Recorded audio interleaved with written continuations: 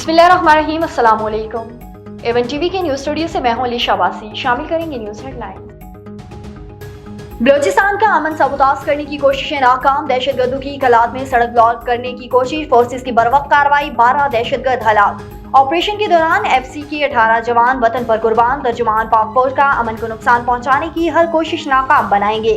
Clearance operation के दौरान हरनाई में 11 दहशतगर्द हलाक, 24 घंटों के दौरान 23 दहशतगर्द मारे गए।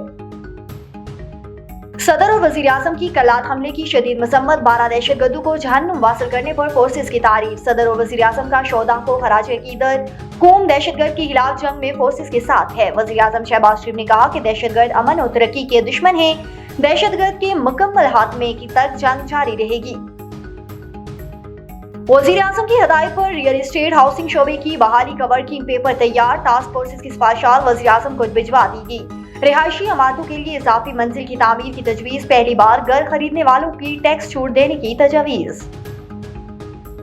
चीफ जस्टिस की ज़ेर सदारत जुडिशल कमीशन का इजलास, पेशावर हाई कोर्ट के लिए 10 एडिशनल जजेस के नामों की मंजूरी, 9 के बजाय 10 जजों की मंजूरी पर पीटीआई का एतराज। कमीशन ने कसरत राय से जजेस की मंजूरी दे दी। और बानी के लिए अमेरिका से कोई कॉल नहीं है, बहुत अच्छे तरीके से पाक अमरीकी ताल्लुकात अच्छे हैं। पीटीआई से दरख्वास्त है कि 8 फरवरी को जलसा न करें, मोहसिन नकवी की गुफ्तगू। न्यूज स्टूडियो से फिलवक्त के लिए इतना ही। मजीद खबरों और अपडेट्स के लिए देखते रहिए A1 TV। A1 TV, सब पे नजर, अंदर की खबर।